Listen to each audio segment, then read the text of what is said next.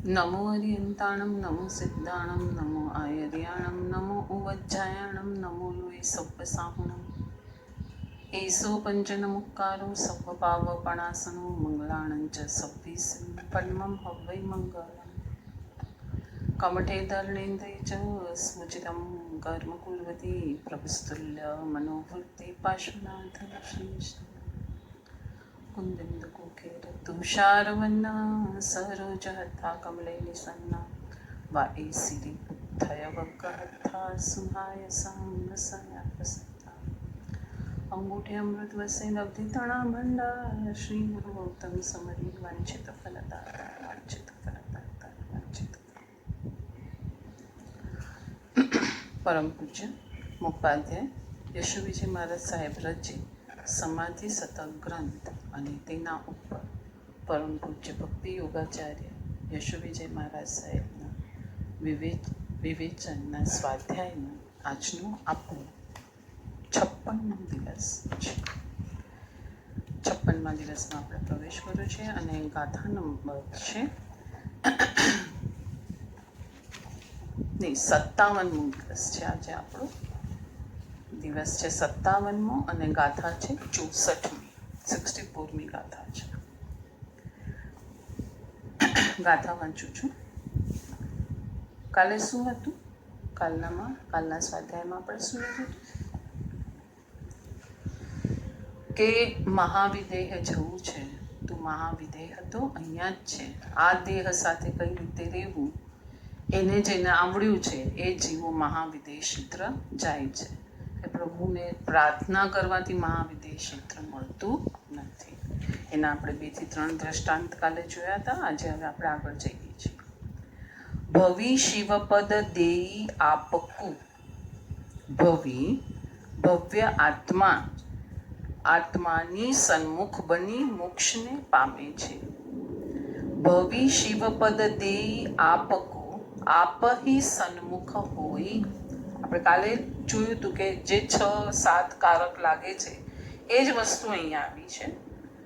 તાતે ગુરુ હૈ આત્મા અપનો ઓર ન કોઈ। નિશ્ચય રૂપે આત્મા જ આત્માનો ગુરુ છે, બીજો કોઈ ગુરુ નથી। કેટલામી ગાથા હવે આપણે 64મી 64th ગાથામાં હવે આપણને એટલા બધા સ્વતંત્ર બનાવી દીધા। કોણે બનાવ્યા? મહોપાધ્યાયજીએ। મહોપાધ્યાયજીએ આપણને ગાઈડલાઈન જે આપી એમાં તું જ તારો ગુરુ છે। હવે તને તારા માથે કોઈ ગુરુની ગાઈડલાઈન નહીં હશે તો પણ તું સરળતાથી મોક્ષ માર્ગ અપ્રોચ કરી શકશે અથવા તો આત્માની સન્મુખ આરામથી જઈ શકશે। હવે એના માટેની કી અહીંયા ચાવી અહીંયા આપી। શું કીધું? પોતાનો આત્મા જ આત્માની સન્મુખ બની। આગળની ગાથામાં આપણે જોયું હતું કે જો શરીરલક્ષી બને છે તો શરીર મળે છે। એનું આખી સમજણ આપણને ત્યાં સરસ રીતે આપી। હવે અહીંયા આપે છે સમજણ આત્મા આત્મલક્ષી બને છે તો મોક્ષ બને છે અને કોઈ ગુરુ જોઈતો નથી અથવા તારા માટે કોઈ ગુરુ નહીં હશે તો પણ તારું કાર્ય થઈ જશે। કોણ યાદ આવે છે આમાં? એકલવ્ય યાદ આવે છે। દ્રોણાચાર્ય એને ના પાડી, હું તારા ગુરુ બનીશ નહીં।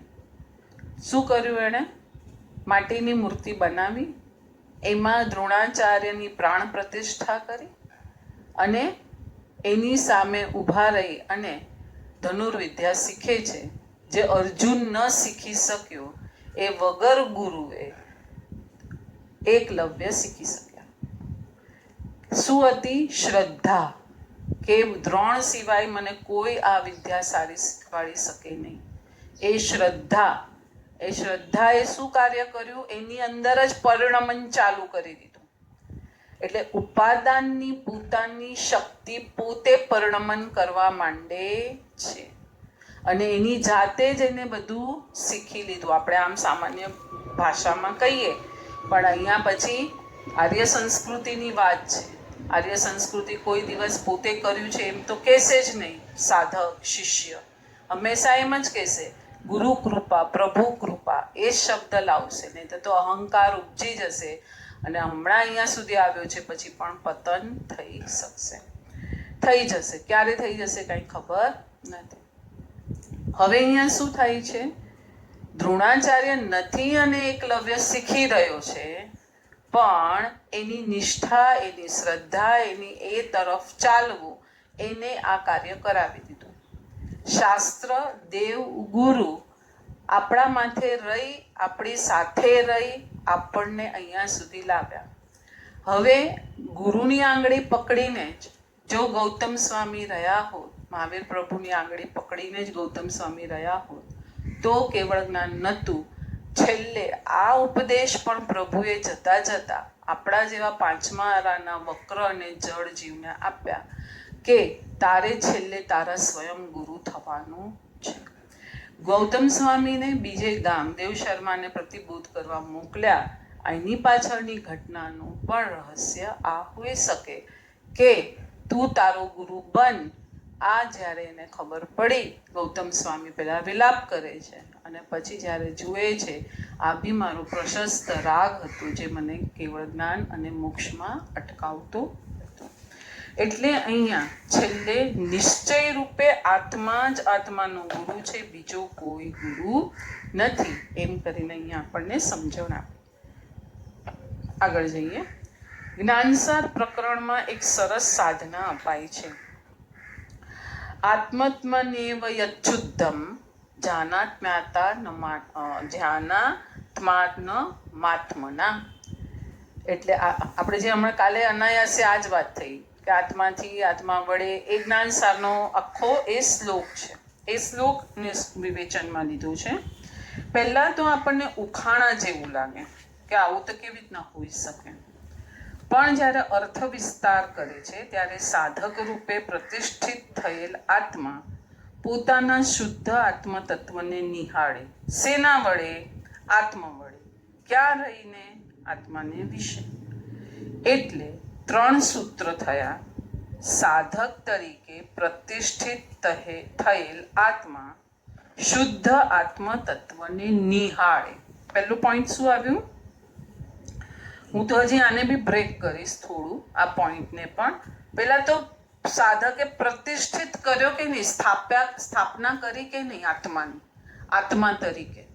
જે સાધકે પોતાના આત્માની પ્રતિષ્ઠા કરી છે, શ્રદ્ધા કરી છે, સ્થાપ્યો છે, જે આખા દુનિયામાં એને ભટક કરવાનું જ્ઞાન ભટકતું હતું, એ જ્ઞાન હવે અહીંયા સ્થાપિત કરવાનો નિર્ણય કર્યો છે. આપણે કહીએ ને પ્રાણ પ્રતિષ્ઠા કરી, પ્રભુની મંદિરમાં, દેરાસરમાં પ્રાણ પ્રતિષ્ઠા કરી. એવી રીતના સાધકે આ દેહાલયમાં રહેલા આત્માની પ્રાણ પ્રતિષ્ઠા કરી. હવે એ શુદ્ધ આત્મ તત્વને નિહાળે. આપણે બી કહીએ ને ભગવાનને ભગવાન તરીકે ક્યારે પૂજે? આપણે કહીએ ને આ 18 અભિષેક કરેલા નથી, આ ખાલી પૂજનીય વંદનીય છે, પૂજનીય નથી, કેમ કે પ્રાણ પ્રતિષ્ઠા થઈ નથી. તો લાભ અથવા તો આરાધના કરવાનું કેન્દ્ર, આલંબન પણ કઈ પ્રતિમાને આપણે લઈએ છીએ? જે 18 અભિષેક થઈ અને પૂજનીય છે એને લઈએ છીએ. તો પ્રતિષ્ઠિત કરી છે, અંજન કર્યું છે, અંજન શલાકા કર્યું છે, મહોત્સવ કર્યો છે. તો અહીંયા દેહાલયમાં, આપણા દેહના આલયમાં રહેલા આત્માનો પ્રતિષ્ઠા કરી, આપણે સમ્યક દર્શન કર્યું, એ તરફ જવાની વિધિ કરી, એનું અંજન આંખમાં શ્રદ્ધાનું આંજ્યું, ઓ મારો આત્મા આવો. આમ જો ઘટના આખી આમ કમ્પેરિઝન કરશું તો આમ અંદર આનંદ થશે. એટલે અહીંયા ગુરુજીએ 3 જ સ્ટેપ્સ બતાવ્યા છે કે સાધક તરીકે પ્રતિષ્ઠિત થયેલ આત્મા શુદ્ધ આત્મ તત્વને નિહાળે. પણ આપણા માટે, આપણા જેવા સ્ટાર્ટિંગમાં પ્રતિષ્ઠા પહેલા કરવી જરૂરી છે, પછી એ શુદ્ધ આત્મ તત્વને નિહાળશે. આત્મા વડે નિહાળે. હવે નિહાળશે તો શેના વડે? આત્મામાંથી જે જ્ઞાન ગુણ નીકળે છે, જે જ્ઞાનની પર્યાયો નીકળે છે, ઉપયોગની પર્યાયો નીકળે છે, એના વડે નિહાળશે કે બીજા કશા વડે નિહાળશે? તો પોતાની જ્ઞાનની પર્યાયથી જ નિહાળવાનું છે, બીજું કોઈ નિહાળવાનું નથી. આત્માને વિશે સ્થિર થઈને નિહાળે. હવે જો બહુ ફાઇન છે આ 3 સ્ટેપ્સ, બહુ સરસ છે. અહીંયા લીધા બી છે આપણે. પહેલાં આપણે થોડા આપણી રીતે જોઈએ, પછી એમ આખું વિવેચન આપણે વાંચીએ. હવે જ્યારે આત્માને નિહાળવા જશે ત્યારે એને સાથે સાથે કર્મના દર્શન બી થશે. રાગાદી દર્શન એટલે રાગાદી ભાવ તો થશે ને. આપણે જ્યારે મેડિટેશન કરવા બેસે, શાંતિથી નૌકારવાળી કરવા બેસે, કાંઈ પણ કરવા મળશે તો ડ્યુઅલ અંદર કંઈ ચાલે છે. ડ્યુઅલમાં આપણને તો રાગ જ પકડાય છે, આપણને આપણું જ્ઞાન તો પકડાતું જ નથી. કે આ જે અંદરથી રાગ પણ ઉત્પન્ન થાય છે એને જોનારું તો મારું જ્ઞાન શક્તિ છે, એ બી આપણને ખબર નથી. સાધક હવે આ કક્ષાએ પૂછ્યું છે કે આત્મામાંથી જે રેઝ નીકળી રહ્યા છે એ રાગને બી ઓળખાવે છે ને એ જ મારું જ્ઞાન છે. બીજું કાંઈ મારું જ્ઞાન નથી. જે મને રાગને ઓળખાવી દે છે એ જ મારું જ્ઞાન છે. એટલે જ્ઞાનધારા અને કર્મધારા બંને ધારા એક જ ધારામાં છે. હવે એને સ્પ્લિટ કરવાની એને ટેકનિક આવડી ગઈ છે. હવે જ્યાં ટેકનિક એને આવડી ગઈ છે એટલે હવે શું કરશે? રાગ તો પૂતગલનો છે, મારો ગુણ નથી, મારો છે નહીં, એમ કરીને એનામાં ભળશે નહીં. એટલે સંકલ્પ વિકલ્પ વગેરે ટળી ગયા, એમાંથી એ નીકળી ગયો. હવે જે જ્ઞાનધારા જે પ્યોર હતી એના વિશે એ સ્થિર થતો જશે. સાધના શું મળી આપણને? પ્રતિષ્ઠિત થયેલ આત્મા શુદ્ધ આત્મ તત્વને નિહાળે. તો કોના વડે નિહાળે? પોતાના વડે જ નિહાળે. અને પછી ત્યાં જ સ્થિર થઈ જાય છે. બેસ્યું આખું? બરાબર. ચલો આગળ જશું. ચલો ત્રણેય ચરણને જોઈએ. પહેલું ચરણ છે સાધક તરીકે પ્રતિષ્ઠિત થયેલ આત્મા આત્મતત્વને જુએ. સૌથી પહેલા તો આત્મતત્વના જ્ઞાન અને શ્રવણ દ્વારા એક અદમ્ય અભિપ્સા થશે. હું મારાથી જ અજાણ. આપણે કોને ડોબું કહેશું કોઈ માણસને? અરે અહીંયા સામું પડ્યું છે, આટલું દેખાતું નથી તને? સાવ કેવો મૂળ જેવો છે, સાવ કેવો ગમાર જેવો છે. જેને જે શબ્દ પ્રયોગ કરવા હશે કાંઈક તો શબ્દ પ્રયોગ કરશે. આ સામે પડ્યું છે ને તને દેખાતું નથી. તો અહીંયા જે સાધક છે એ આત્મતત્વનું જ્ઞાન શ્રવણ વગેરે કરી રહ્યો છે અને ત્યારે એના અંદરથી આમ થશે, અરે હું મારાથી જ જાણ આટલો નજીક, તમે તો મારાથી હજી 1 ફૂટ દૂર છો, આ બુક બી મારાથી અડધો ફૂટ દૂર છે, તમે મારાથી 4-5 ફૂટ દૂર છો. એને હું ઓળખી શકું, જાણી શકું, સમજી શકું ને મારી નજીક જે વસ્તુ છે એને હું ન જાણી શકું તો હું મૂળ ગમાર અજ્ઞાન કે બીજું કાંઈ. બરાબર. હવે આ એને અંદર એક ઘમ્મર વલોણું થશે, ઘુમરાશે. હું ન હોઉં તો હું શું હોઉં? હું ન હોઉં તો હું શું હોઉં? હું જ્ઞાન ન હોઉં તો હું રાગ હોઉં, વિકલ્પ હોઉં, સંકલ્પ હોઉં, શુભ રાગ હોઉં, અશુભ રાગ હોઉં, રાગ દ્વેષ કશાય નો કશાય એ જ હોઉં, બીજું કાંઈ હોઉં જ નહીં. કરો ઇન્ટ્રોસ્પેક્શન. આપણે અંદર જાઓ જોવા તો તમે આટલું જ કરતા હશો, બીજું કાંઈ કરતા નહીં હો. પણ જ્ઞાનમાં જે સાધક રહ્યો હશે એ પોતાને જ્ઞાન જ્ઞાન જ્ઞાન જ્ઞાન તરીકે જોશે. અને જ્યારે આપણી જ્ઞાનધારા બ્રેક થાય છે ત્યારે કાં તો વિકલ્પ હશે, કાં તો રાગ હશે, કાં તો કશાય હશે, કાં તો નો કશાય હશે. આના સિવાય બીજું કંઈ હશે જ નહીં. એટલે અહીંયા પૂછે છે, જો હું ન હોઉં તો હું શું હોઉં? વાસ્તવમાં આનંદ ઘન હું. અત્યારે હું છું પીડા ઘન. બહુ સરસ શબ્દ વાપર્યો. હું કેવો છું? પીડાથી ઘેરાયેલો, પીડાને ઘન કરીને રાખેલો, પીડાને સ્થાપિત કરીને બેસેલો. એટલે સંકલ્પ આ પત્યું, હવે આ આવ્યું, આ પત્યું, આ, કેમ કે એને જ મેં સ્થાપિત કરીને રાખ્યા છે. આનંદ ઘન ક્યારે બનવું? ક્યારે અને ક્યારે? શુદ્ધ આત્મતત્વની પ્રાપ્તિ માટેની સૌથી મોટી સજ્જતા આ છે. એ માટે તીવ્ર અભિપ્સા. જ્યાં સુધી તીવ્ર ઈચ્છા, તીવ્ર શ્રદ્ધા પ્રગટ નહીં થાય ત્યાં સુધી એ મળવા. કેમ કે તમને શ્રદ્ધા જ નથી તો તમે ક્યાં ચાલશો? તમે શ્રદ્ધા કરી છે તો તમે એ તરફ ચાલશો. તમે શ્રદ્ધા જ નથી કરી, આવ્યું હતું ને આગળ સ્વાધ્યાયમાં આપણે, મોર્નિંગ વોકર અને ડેસ્ટિની વોકર. અહીંયા તમે શ્રદ્ધા જ નથી કરી તો તમે ગમે ત્યાં ભટકવાના છો. એક રણઝણાટ એના અણસારે અણસારે અદીઠ ભૂમકાની યાત્રા માટે નીકળી પડ્યા. કેટલું સુપર કીધું છે. જે એક રણઝણાટ થાય છે એના જ અણસારે અણસારે અદીઠ ભૂમકા છે એની યાત્રા શરૂ થઈ જાય છે. ઘણા બધા પેલા ટ્રાવેલર્સ હોય છે એને કાંઈ ખબર નથી, પણ એને એક રણઝણાટ છે કે એને એક અંદરથી અભિપ્સા છે કે ના મારે નવા પ્રદેશો આવી રીતના પેલું શું કહે છે નોમેડિયન્સની જેમ ફરી અને કરે, કંઈ ખબર છે એને, પણ ચાલે છે અજાણી ભૂમિકાને પણ એ પોતાની બનાવી નાખે છે. અહીંયા તો દેવ અને ગુરુએ જે સમજણ આપી છે એનો જ રણઝણાટ છે, એને માણવાનું છે, એ તરફ જવાનું છે. અજાણ્યું છે કેમ કે અનાદિથી આપણે એ તરફ દ્રષ્ટિ નથી કરી, હવે એને જાણીતું બનાવવાનું છે. રણઝણાટથી તમે આગળ જાઓ. હવે માર્ગની શોધ ચાલે છે, એ બીજા ચરણની શરૂઆત. આત્મા વડે આત્માને નિહાળવાનો. આત્મા વડેનો અર્થ છે સ્વ ગુણની અનુભૂતિ વડે. ગુણ અને ગુણીને, બહુ ફાઇન, ગુણ અને ગુણીને કથનચિત અભિન્ન માન્યા છે. ગુણ શેમાંથી નીકળે? ખટાશ શેમાંથી નીકળે? લીંબુમાંથી. તો એ બંને અભિન્ન છે કે ભિન્ન છે? અભિન્ન એટલે એક સાથે રહેલા, ભિન્ન એટલે ખટાશ આમ છે ને લીંબુ આમ છે, એવું છે. આપણે કહીશું કે ભાઈ લીંબુનું શરબત પીવું છે તો હું કહીશ કે ભલે લીંબુ ત્યાં ભલે પડ્યું રહ્યું, ખટાશ આ રહી. હા, હવે હું તમને પાણીમાં નાખી ને શરબત બનાવીને આપું તો શું કહેશે? કોઈ ગાંડાઈ થઈ ગઈ છે આ. લીંબુ ઉપાડશે ને સમારશે તો એમાંથી રસ નીકળશે તો ખટાશ પ્રાપ્ત થશે. ના, હું કહું છું એ ભલે ત્યાં જ પડ્યું, આ રહી ખટાશ, મને ખબર છે, જો આ પકડી ખટાશ ને મેં નાખી, એ થશે ના.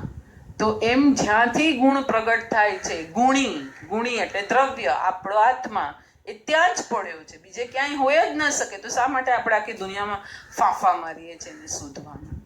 એટલે આત્માના ગુણો પણ આત્મ સ્વરૂપ જ થશે.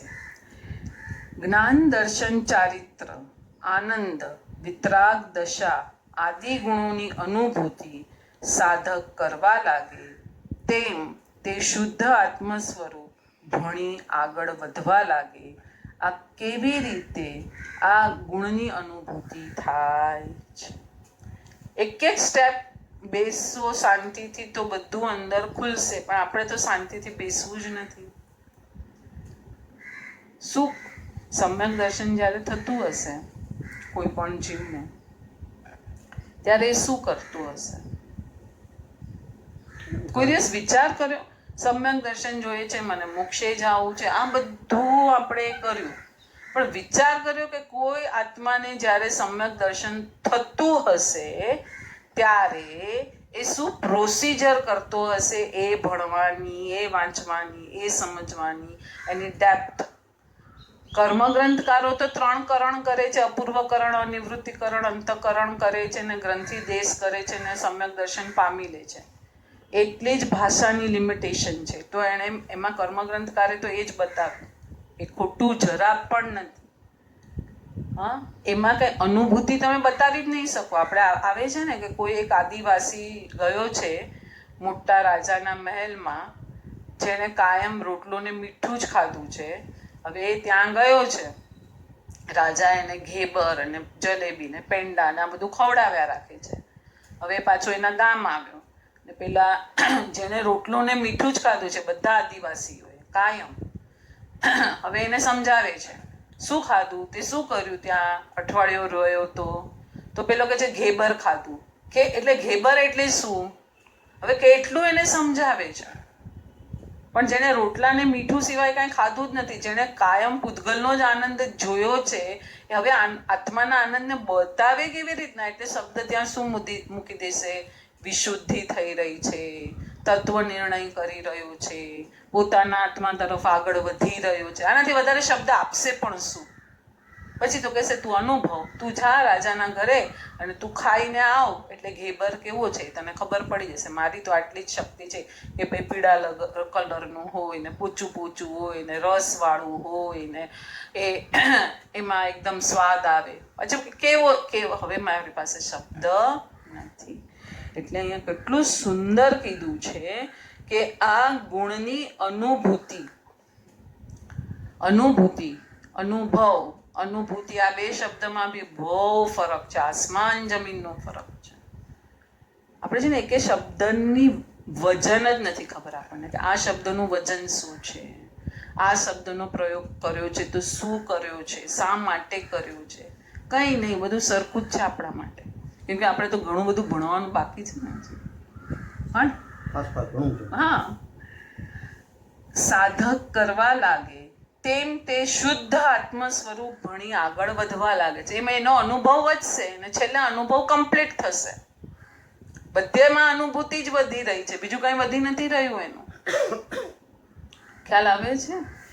એટલે હવે કોઈ આપણને પૂછશે આપણને, એટલે જ્ઞાની ભગવંતોને કોઈ પૂછશે કે કેવી રીતના સમ્યક દર્શન કરવાનું. જ્ઞાની ભગવંત શું કહેશે? રાગ દ્વેષ ઓછા કર, તત્વ નિર્ણય કર, તું કોણ છે એ જો. તો કરવાનું તો મારે જ આવ્યું ને, કે બીજા કોઈ મને આપ્યું આ કંઈ કરીને. ખ્યાલ આવ્યો? તો એ જ વસ્તુ અહીંયા આપે છે. આગળ જઈએ. જ્ઞાન સાધકના સંદર્ભમાં જ્ઞાતા ભાવ, જો ઇમ્પોર્ટન્ટ વર્ડ આવ્યો, જ્ઞાતા ભાવ. ઉપયોગી જ્ઞેય, જાણવા યોગ્ય પદાર્થ કે વ્યક્તિને જાણી શકાય, પરંતુ એ જ્ઞેયમાં, જ્ઞેય એટલે જે જોવાલાયક વસ્તુ છે, જેને આપણી સામે દેખાય છે, તેમાં રાગ અને દ્વેષ ન થાય, એને કહેવાય જ્ઞાતા ભાવ. એટલે પહેલા શું કેળવવાનું કીધું કે સંસારમાં જ તું રહેવાનું. સમ્યક દ્રષ્ટિ ક્યાં? સમ્યક દર્શન જંગલમાં જઈને સમ્યક દર્શન કરશે? આપણો હા એ ટોપિક રહી ગયો. જ્યારે સમ્યક દર્શન કરતો હશે ત્યારે શું કરતો હશે? રોટલી પણ વણતો હશે, દુકાન પર બેસીને ધંધો પણ કરતો હશે, પ્રભુ ભક્તિ પણ કરતો હશે, કોઈ સ્વાધ્યાય પણ કરતો હશે. કઈ ને કઈ મન, વચન અને કાયાની કોઈ ને કોઈ એક પ્રવૃત્તિ કરતો હશે. ત્યાં એના અનંતાનુબંધી કશાયનો ઉદય પણ ચાલુ છે. આ બધાની વચ્ચે ચોર આટલા બધા છે, એની વચ્ચે પણ એ પોતાને ભિન્ન કરી અને આગળ જઈ અને સમ્યક દર્શન પ્રાપ્ત કરી લે છે. તો પોતાના વડે જ થશે કે બીજા કશા વડે થયું? ખ્યાલ આવ્યું? એ જ વસ્તુ અહીંયા કીધું કે જ્ઞાતા ભાવ. ત્યારે એ જ્ઞાતા ભાવમાં છે બધું. એ ધંધો કરતો હશે, બિઝનેસની ઓફિસમાં બેઠો હશે, ત્યાં બી ક્લાયન્ટની સાથે વાત કરે છે, જ્ઞાતા ભાવે, કર્મની પર્યાયો પ્રમાણે થાય છે. ત્યાં એનો પોતાનો રાગ કરશે. આપણે હમણાં જે લીધી 2 પર્યાય, જ્ઞાન પર્યાય અને રાગ પર્યાય. તો એ રાગ પર્યાય જો કરશે તો એને ખબર પડી જાય અમે કપટ કર્યું, ક્રોધ કર્યો, માન કર્યું, માયા કર્યું. તો એમાં ભળતો નથી. જ્ઞાતા ભાવે જે થાય છે એ કરી રહ્યો છે ત્યાં. જેમ કે એટલે અઘરી સાધના કઈ થઈ? સાધના આમ તો કોઈ અઘરી છે જ નહીં. છે કોઈ સાધના અઘરી? તું તારામાં રે, તું જે ગુલાબ છે, ગુલાબને કે હવે તું સુગંધ ફેલાવ. તો ગુલાબ કહેશે ના મારા માટે બહુ અઘરું છે. આ તો આપણે શું કહીશું? ગુલાબ મૂરખ છે, સુગંધ તો એમાંથી નીકળ્યા રાખે છે. તો હું આત્મા છું. તો ગુલાબ આપણને કે છે તને કેમ સમ્યક દર્શન અઘરું લાગે છે? આ પ્રોસિજર તને કેમ અઘરું લાગે? તું આત્મા છે ને તારા જ્ઞાન ગુણમાં તારે બેસવાનું છે. આ તને અઘરું લાગે છે ને તું મારા પર કમ્પલ્શન નાખે છે કે ગુલાબને ફોરમ ફેરવવી હોય તો એમાં અઘરું શું છે? ખ્યાલ આવે છે? કોઈ મુનિરાજ ગામમાં આવે, ઉતરવા માટે કોઈ મકાન કે ઉપાશ્રય મળે, એમાં ઉતરે. વિરાધના આદિથી બચવા માટે ઉપાશ્રયમાં તેઓ રહે છે.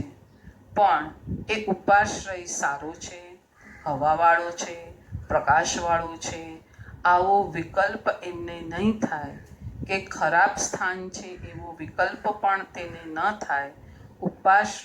ઉપાશ્રય છે, મને વિરાધનાથી બચવું છે, અહીંયા મારે રહેવાનું છે. નથી એ સારો કે નથી એ ખરાબ, એક પણ રાગનો દ્વંદ ઊભો થયો નહીં. દ્વંદ એટલે બે વ્યક્તિનું યુદ્ધ. તો અહીંયા ન જ્ઞાન અને રાગ બે નથી, ખાલી જ્ઞાન એક જ છે. આ થયું જ્ઞાતા ભાવ. પદાર્થમાં અનુકૂળતાની બુદ્ધિ થઈ તો તેના પ્રત્યે રાગ થશે. પ્રતિકૂળતાની દ્રષ્ટિ થઈ દ્વેષ થશે. ગમા અણગમાના વર્તુળ પર રહીને વસ્તુને માત્ર વસ્તુ તરીકે જ જોવી, આ છે જ્ઞાતા ભાવ. આપણે બધું જોવાનું છે આપણી અંદર જ. આપણે તો બીજામાં જોશું. આમ તો ભાવનાબેન ધર્મનું બહુ બધું સમજાવે છે. તો આમ કર્યું હતું ત્યારે એમણે આપણે આપણી અંદર જોયું. આપણે કેટલું માન માયા કપટ આ તે આપણે કરીએ છીએ. આ એક્ઝામ્પલ છે. તો આપણે હંમેશા આ જ કરીએ. આપણા માટે શું બનીએ? જજ. બીજા માટે શું બનીએ? વકીલ. એણે આમ ન કરવું જોઈએ. આ સાધના મુનિ કઈ કક્ષા સુધી પહોંચી ગયા હશે ત્યારે આપણે આ સાધના ઘૂંટવાની છે. કર્મનો ઉદય આવ્યો છે તો બળી ગયો, જવાયું, થઈ ગયું, એક્સેપ્ટ કરો, વાંધો નથી. પ્રભુએ એમ નથી કીધું કે તે આમ કર્યું હવે તારો મોક્ષ 0. પ્રભુ એવું કંઈ કીધું જ નથી. વ્યક્તિમાં તો દ્રષ્ટિકોણ આવો રાખી શકાય. દરેક આત્મા સિદ્ધ ભગવંતના જેવા અનંતા ગુણોથી યુક્ત છે, જેથી કોઈના પ્રત્યે તેને તિરસ્કાર થાય નહીં. દ્રષ્ટાભાવ માત્ર જોવાનો. વસ્ત્ર જેવું મળ્યું, નિર્દોષ, સાદું પહેરે છે. વસ્ત્રના જાડાપણા કે પાતળાપણાનો કોઈ ફરક નથી પડતો. ખરબચડું છે કે સુવાળું છે એને મન એનો કોઈ અર્થ નથી. વસ્ત્ર તો વસ્ત્ર છે. એટલે હવે અહીંયા છે ને જ્ઞાતા ભાવ અને દ્રષ્ટા ભાવ વચ્ચેનો ડિફરન્શિએટ સમજાવે છે. જ્ઞાતા ભાવ એટલે શું છે? જે વસ્તુ આપણે જોઈએ છીએ એમાં કંઈ પણ રાગ દ્વેષના દ્વંદ ઊભા ન થાય. હવે દ્રષ્ટા ભાવ માત્ર વર્તમાન કાળના સંદર્ભમાં યોજાય છે. તમે જુઓ છો, ગમા અણગમાની વિચારણા કરતા નથી. જ્ઞાતા ભાવ ત્રણેય કાળનો સંદર્ભ છે. ભૂતકાળની ઘટનાનું પણ સ્મરણ થઈ આવ્યું, ત્યાં રાગ દ્વેષ ન થવા જોઈએ. અને ભવિષ્યકાળની વિચારણામાં પણ રતિ અરતિ ભાવ ઉઠવો જોઈએ નહીં. એટલે જ્ઞાતામાં શું થશે કે હા ભાઈ કાલે આ ઉપર ઉતર્યા હતા, ઉપાશ્રય આવો હતો, તો ભૂતકાળમાં ગયા. અને કોઈ કહેશે ના હવે તમે 2 દિવસ પછી જવાના છો ને એ ઉપાશ્રય વધારે સારો હશે, એટલે શું થયું? ભવિષ્યકાળમાં જવાનું. એટલે આપણા દ્વંદ ભૂત અને ભવિષ્યમાં જ છે. વર્તમાનમાં હું શું છું એ જુઓ ને. વર્તમાનમાં જે સાધકે જોયું કે મને જ્ઞાન સાથે રાગ ઉત્પન્ન થઈ રહ્યો છે ને એ રાગ પણ કર્મનો છે, એ સાધક જીતી ગયો છે. ત્યારે કર્મ 0 થાય છે. એને નિર્જરા કીધી છે જ્ઞાની ભગવંતોએ. જે જોઈ રહ્યો છે ને જ્યાં કે હા રાગ ઉઠ્યો છે મને, પણ એણે એને નાખ્યો શેના ખાતામાં? કર્મના ખાતામાં. ને આ જ્ઞાન એ હું ત્યારે નિર્જરે છે. એમને એમ કાંઈ નિર્જરતું નથી. સાધક ધીરે ધીરે જ્ઞાતાભાવ દ્રષ્ટાભાવ ભણી ગતિ કરે છે. ગુણની અનુભૂતિ તેને થયા કરે છે. આ જ રીતે ક્ષમા ગુણનો પણ અનુભવ કરી શકાય. કોના વડે કરશું ક્ષમા ગુણનો અનુભવ? આત્મા વડે. બીજા કશાથી કાંઈ થવાનું નથી. શરીર કંઈ ક્ષમા ગુણને અનુભવવાનું નથી. ક્ષમા ગુણનો અનુભવ બી આત્માથી જ થાય છે. એટલે આત્માને વિશે સ્થિર થશે ત્યારે ક્ષમા ગુણ આવશે. ક્ષમા વગેરે જે 10 ગુણો છે એ કોના છે?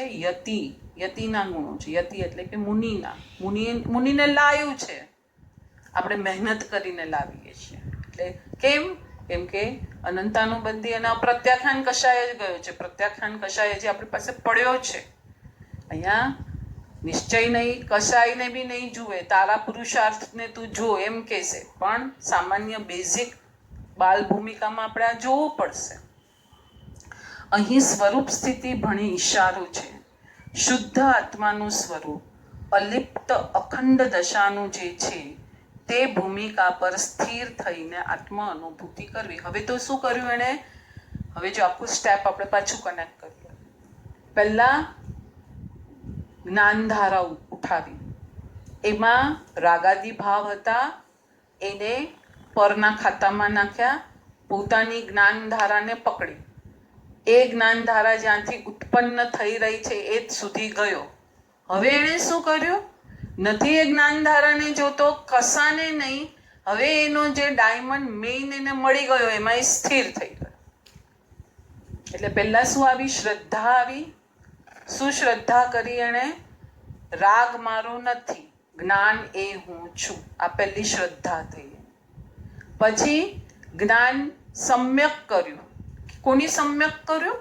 પોતે જ્યાંથી ઉત્પન્ન થઈ રહ્યું છે એ જ્ઞાન, એને એની સમ્યક કર્યું. આપણે સમ્યક જ્ઞાન બોલીએ છીએ. હવે એણે એને જેની સન્મુખ કર્યું, તો હવે એ જ્ઞાન, અચ્છા આમાંથી નીકળે છે જ્ઞાન, ઓકે હું આ છું, હું આ છું, હું આ છું, એ બી એ કરશે નહીં. હવે તો હું જે છું, મેઇન મારું ઘર છે, રસ્તો હતો એ જ્ઞાન હતું, હવે ઘર આવી ગયું, ઘરમાં બેસી ગયો, કાર્ય એનું થઈ ગયું પૂરું. એટલે શું થયું? અલિપ્ત અને અખંડ સ્વરૂપમાં પ્રવેશીને અખંડ સ્વરૂપ વિકલ્પોને કારણે સાધકનું ચિત્ત જે ખંડિત બને છે, રતિભાવનો વિકલ્પ થયો, ચિત્તમાં રતિની લહેરો ચાલી, થોડી વારમાં વિકલ્પોની દિશા બદલાઈ ગઈ, અરતિ ભાવના વિકલ્પો ઉઠ્યા, હવે અરતિની લહેરો ચાલશે. આ ચિત્તની ખંડિત દશા વિકલ્પોને કારણે થાય છે. એટલે જેટલા વિકલ્પો ઓછા થશે એટલો અખંડિત દશાને અનુભવ કરતો જશે. આ થયું આત્માની વિશે. હવે છેલ્લે આત્મા વડે, આત્માને વિશે, આત્માને નિહાળે એવો વિસ્તૃત અર્થ આવો થયો. સાધક રૂપે પ્રતિષ્ઠિત થયેલ આત્મા સ્વગુણની અનુભૂતિ વડે સ્વરૂપ દશામાં સ્થિર થઈ શુદ્ધ આત્મદ્રવ્યનો અનુભવ. હવે અહીંયા આવ્યું અનુભવ, આગળ શું આવ્યું હતું? અનુભૂતિ. એટલે બે શબ્દના અર્થ અલગ અલગ થાય છે. કેટલી મજાની આ યાત્રા. પહેલા કઈ અનુભવ ના થાય, પહેલા તો અનુભૂતિ થાય. સૂરજ ઉગવાનો છે તો 5:30 વાગે જઈને જરા જરા લાલ લાલ લાલ લાલ આકાશ થઈ જાય, પછી 6:15 જરા વધારે લાલ થાય, અને 6:30 પોણા 7 જે અત્યારે સૂર્યોદયનો સમય છે ત્યારે ખબર પડે કે હવે સૂરજ ઉગી ગયો છે. એટલે પેલા અનુભૂતિ થશે, પછી અનુભવ થશે. વ્યવહાર સ્તરે ગુરુ જરૂરી છે, તેઓ જ આપણને જ્ઞાન આપે છે. હવે પછી જે સાધના ઘૂંટવાની છે તેના ભણી ઈશારો આ સૂત્રમાં કરવામાં આવ્યો છે. સાધકે આત્મગુણોના ઊંડાણની સ્પર્શના કરવાની છે. આ સૂત્ર ત્યાંથી શરૂ થાય છે. એટલે ઉચકાયેલ સાધક માટેનું આ મજાનું સૂત્ર છે. સાધકને અંધારી રાતે બહાર જવાનું છે. ગુરુએ તેને ફાનસ આપ્યું, શિષ્યે એને પકડ્યું. હવે ગુરુએ ફૂંક મારી દીધી, ફાનસ ઉલવાઈ ગયું. સાધક કહે, ગુરુજી આપ શું કહેવા માંગો છો? ગુરુ કહે છે, સાધનાના માર્ગે તો એકલા જ જવાનું હોય છે. એટલે જ બુદ્ધે પણ કહ્યું છે, અપદીવો ભવ, તું જ તારો દીપક થા. કબીરે પણ કહ્યું છે, નિરાધાર ભયે પાર, જે બીજા આધાર વિનાનો છે તેનો આધાર ખુદ પરમાત્મા એટલે કે પોતાનો આત્મા છે. કેટલું ફાઇન કહી રહ્યા છે. અને હવે તો આપણે એમ થવું જોઈએ કે ના, હવે તો કંઈક આ ભવમાં કંઈક કરીને જવાનું છે કે નહીં. એટલે ગુરુને છોડી દેવામાં આપણા માટે નથી. આ પછી આમાં કોઈ સાંભળશે તો કહેશે કે આજે તો હવે આ સાંભળ્યું કે ગુરુને છોડી દેવાના છે. આપણા માટે નથી. જે અનુભૂતિ તરફ જઈ રહ્યો છે એ તો છેલ્લે એના ગુરુ છૂટી જશે. આપણે તો હજી અનુભૂતિના ઠેકાણા નથી. એટલે આપણા માથે તો આપણો ગુરુ અને રાખવાના જ છે. મને ઓળખ નથી હજી. અનુભૂતિ તો બહુ લાંબી. એટલે મેં કીધું ને, અનુભૂતિ બધા શબ્દના અર્થ અલગ અલગ છે. બરાબર છે. ચાલો. જીનાગના વિરુદ્ધ કાંઈ પણ બોલાયું તો મિચ્છામિ દુક્કડમ, સર્વ સાધકો શાતામાં હશો અને બધાની સાધના સારી ચાલતી હશે. અમારી યુટ્યુબ ચેનલ સ્વાધ્યાય બાય ભાવનાજી સબસ્ક્રાઈબ કરશો. પ્રણામ.